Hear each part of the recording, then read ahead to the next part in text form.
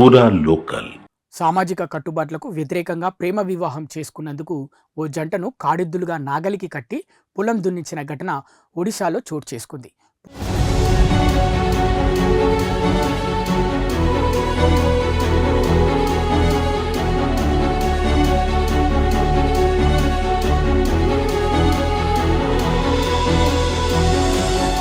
పోలీసులు తెలిపిన వివరాల ప్రకారం ఒడిశాలోని కంజా మజూరా గ్రామానికి చెందిన యువకుడు అదే గ్రామానికి చెందిన తన అత్త కుమార్తెను ప్రేమ వివాహం చేసుకున్నాడు.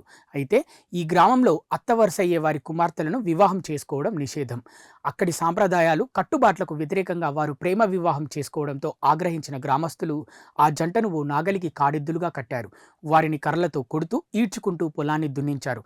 అనంతరం వారిని గ్రామంలోని ఓ దేవాలయానికి తీసుకెళ్లి శుద్ధి కర్మలు చేయించారు. ఈ ఘటనకు సంబంధించిన వీడియో సోషల్ మీడియాలో షేర్ చేయడంతో వైరల్గా మారింది. ఈ వీడియో తమ దృష్టికి వచ్చిందని, కేసు నమోదు చేసి దర్యాప్తు చేస్తున్నామని పోలీసులు తెలిపారు.